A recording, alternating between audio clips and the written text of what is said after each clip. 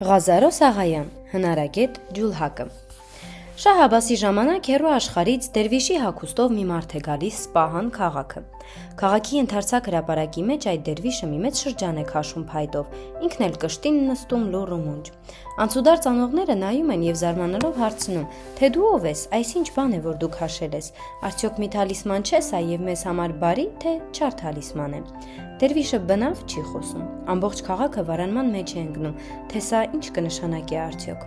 Վերջը իմաց են տալիս Շահ Աբասին, թե այսպիսի մի դերվիշ է եկել։ Շահ Աբասը իր գիտնականներից մեկին ուղարկում է, որ տեսնե ինչ բան է, ինչ է դերվիշի ուզածը, ինչու է ժողովրդին սարսափի մեջ գցել։ Գիտնականը գնում է եւ ասում դերվիշին. «Ով մարդ, ես հասկանում եմ քո միտքը, քո շրջանը նշանակում է երկինք, դատարկ է մեջը, այդ նշանակում է, որ դու ուզում ես երկինքը կապել, որ ոչ մի ամպ չլինի այնտեղ, որ էլ անձրև չգա, սով ընկնի մեր աշխարհքը, գիտեմ, որ դու կարող ես այդ բոլորն անել, բայց խղճամ ես, այդպես բան մի անիլ, ինչ որ ուզես քեզ կտա թագավորը»։ Դերվիշը բնավ չխոսեց եւ գիտնականի երեսին անգամ չնայեց,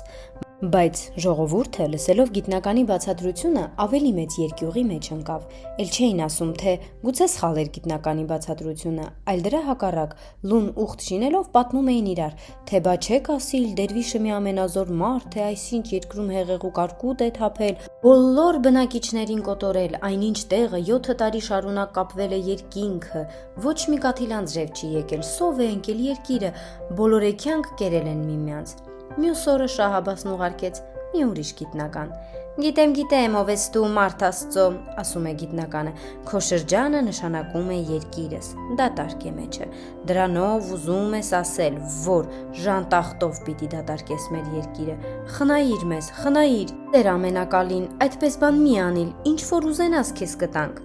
Դերվիշը դարձյալ մնաց լուռ։ Ավելի եւս սաստկացավ ժողովրդի երկյուղը եւ նորանոր առասպելներ տարածվեցին քաղաքի մեջ։ Բոլոր գիտնականները հաջորդաբար գնացին դերվիշի մոտ եւ բոլորն էլ ունքը շինելու տեղ աչքն էլ հանեցին, փոխանակ ժողովրդի կասկածը փարատելու նրան ավելի երկյուղի ու սնահավատության մեջ գցեցին։ Թագավորը կարծում էր, որ դերվիշի արածը մի հասարակ հանելուկ պիտի լինի եւ իրան համար շատ ամոթ էր համարում, որ այդ հասարակ հանելուկը լուծող մի գիտնական չունի։ Այսպիսի մտատանջությունով նա մեկ օր ծպտված ման էր գալիս Սպահանի հայոց թաղումը, ուր հանդիպեցավ մի տարօրինակ բանի։ Մի տանիքի վրա ցորեն կար փռած աղունի համար, ոչ ոք չկար մոտը, բայց մի երկայն եղեգ կար ցցված, որ ինքն իրան անդադար տարուբերվելով քշում էր ճնճղուկներին։ Այս հրաշքի գաղտնիքը պետք է տան մեջը փնտրել, ասաց թագավորն ու ներս գնաց տուն եւ այնտեղ տեսավ մի ջուլհակ, որ կտավ էր գործում։ Երբ որ թագավորը ներս մտավ, ողջունեց ջուլհակին, ջուլհակը նայեց նրա վրա, իսկույն ոտքի կանգնեց, խոր գլուխ տալով պատասխանեց նրա ողջույնին, հետո սկսեց շարունակել իր գործը։ Ջուլհակի աջ ու ձախ կողմին մի օրորոց կար դրված, երբ որ նա սկսեց գործել, օրորոցներն էլ սկսեցին օրորվել տանիքի ինքնաշարժ եղեգի պես։ Օրորոցում եղած երեխաները ծերունու թոռներն էին, որոնց մայրերը տան մի անկյունում նստած ճախարակով բամբակ էին մանում կտավի համար։ Իր հարսներին գործից չգցելու համար հնարագետ Ջուլհակը տանիքի եղեգից մի թել էր կապել, թելի մեկ ծայրը փաթաթել կտավի սանրին, որ իր տարուբերվելով շարժում էր եղեգը։ Օրորոցներից նմանապես թելեր ուներ կապած, որոնց հակառակ ծայրերը իր աջ ու ձախ մատներին էր փաթաթել։ Աջ ձեռքով մաքուկը նետելիս աջ կողմի օրորոցն էր օրորվում, ձախով նետելիս ձախ կողմինը։ Այսպիսով նա մեկ անգամից 3 գործ էր կատարում։ Թագավորն այդ ամենը նկատեց եւ գովեց իր մտքումը նրա հնարագիտությունը։ Միայն նրա ոտքի կանգնելով խոր գլուխ տալը թագավորի մեջ կասկած ձգեց, թե չլինի իրան ճանաչեց։ Այս բանը ստուգելու համար թագավորը մի մութ հարցմունք հարավ նրան։ «Չլինիմ, չլինիմ»։ Միթե, պատասխանեց Ջուլհակը։ Թագավորը չլինիմ ասելով ուզեց ասել ծերունուն. «Եթե ինձ ճանաչեցիր, չլինի թե երևցնես այդ բանը, թող մեր մեջը մնա»։ Իսկ ծերունին պատասխանեց. «Միթե, այսինքն, միթե ես հիմար եմ եւ այդքանը չգիտեմ»։ «Քանիսի մեջն ես վարպետ», հետո հարցրեց թագավորը։ «Երկուսս լրացրել 3-ի մեջն եմ մտել», պատասխանեց Ջուլհակը։ Թագավորի այս հարցմունքը Ջուլհակի հասակին էր վերաբերում։ Ջուլհակը պատասխանեց, որ 2 ոտքով ման գալն արդեն վերջացրել է, հիմա գավազան է գործածում, իբրև 3-րդ ոտք, մեկ խոսքով ծերացել է։ Թագավորն այսպիսի շատ մութ հարցմունքներ արավ եւ բոլորի պատասխանն էլ ստացավ դարձյալ մութ կերպով։ Տեսավ, որ ծերունի հայը մի հնարագետ եւ հանճարի տեր մարդ է, թե գործով եւ թե խոսքով։ Մտածեց, որ միայն սա կարող է դերվիշի պատասխանը տալ։ Դու, որ այդչափ հնարագետ ես, ասաց թագավորը, եթե մի քանի սակ ուղարկեմ քեզ մոտ, կարող ես փետրել նրանց։ Դրա քաջ վարպետն եմ ես, ասաց Ջուլհակը։ Այս պատասխանը ստանալուց հետո թագավորը գնաց։ Շատ չանցավ, Ջուլհակի մոտ եկան թագավորի գիտնական նազիր վեզիրները։ Ահա եկան թագավորի սագերը, իրավ որ լավ փետրելու թռչուններ են, ասաց Ջուլհակը ինքն իրան։ Թագավորը տուն գնալով սաստիկ բարկացել էր գիտնականների վրա եւ սպառնացել էր, որ եթե գոնե մի մարդ չգտնեն, որ դերվիշին պատասխան տա, նրանց բոլորին էլ կաքսորե։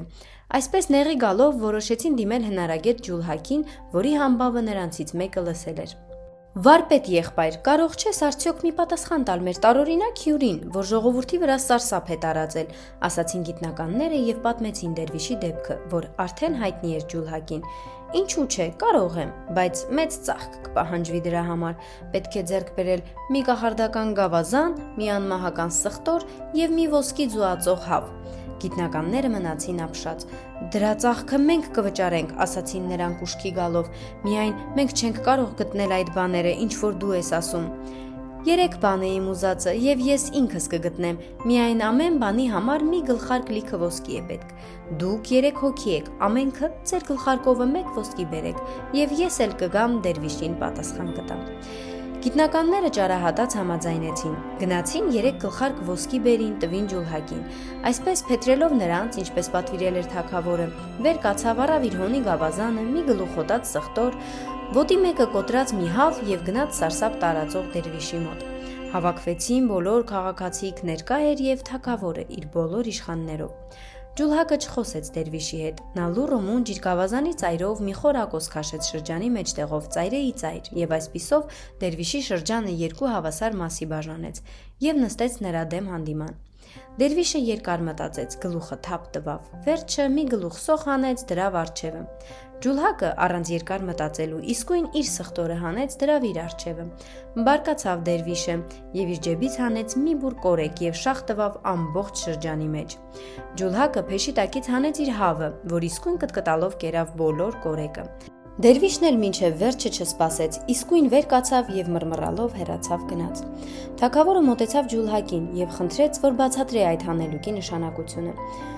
Ողջ լինի թագավորը, ասաց Ջուլհակը։ Այս մարդը մի խելագար դերվիշ է, երևակայել է, որ ինքը մի շատ սորեղ իմաստուն մարդ է եւ կարող է մեր ամբողջ աշխարհին տիրել։ Իր քաշած շրջանով ուզում էր մեզ հասկացնել, թե Իրանն է բոլոր մեր երկիրը։ Ես չուզեցա հասկացնել նրան, որ այդ խելագարություն է, այլ կես արի մեջտեղից, որով ուզեցա ասել, թե կեսն էլ իմն է։ Նա բարկացավ եւ իր սոխով ինձ պատերազմ հայտնեց, կամ ուզեց ասել, մեր մեջ դառնություն կծագի, կռիվ կլինի։ Ես էլ իմ սխտորով հասկացրի նրան, որ ես փախչող չեմ, թեկուզ կռվից էլ վատ թար բան պատահի։ Նա կորեկով ինձ սպառնաց, որ իր զորքերն անհամար են։ Ես էլ իմ հավով ցույց տվի, որ ահա այսպես կջարդեմ ես քո անհամար զորքը։ Դրա վրա նա տեսավ, որ էլ չի կարող մեզ վախեցնել, փախավ գնաց։ Քաղաքացիք շատ ուրախացան, որ վերջապես ազատվեցին դերվիշի տարիք երևակայական սովից ու մահից եւ ամենքը միաբերան գոչեցին. «Կեցե Ջուլհակը»։ Շահ Աբասը, որ շատ արեստասեր թագավոր էր, գովեց Ջուլհակին եւ հետո հարցրեց. «Ինչ հարիր իմ սագերին, լավ փետրտեցիր, թե ոչ»։ Ողջ լինի թագավորը, այո, լավ փետրեցի, ահա նրանց փետուրները, ասաց Ջուլհակը եւ թագավորի առջևը դրավ մի պարկ ոսկի։ Քեզ են արժանի այդ ոսկիքը, ասաց թագավորը, դու ավելի օգտակար գործադրություն կգտնես դրանց համար։ Մի այդքան էլ իմ գանձարանից ստացիր եւ մի մեծ գործարան բացարա, թող ծաղկի քո արհեստը իմ երկրիս մեջ, այսուհետև իմ պալատի դռները միշտ բաց են քեզ համար, թող իմ հովանավորությունը լիուլի տարածվի քո իմաստուն ժառանգների եւ քո ազգի վրա։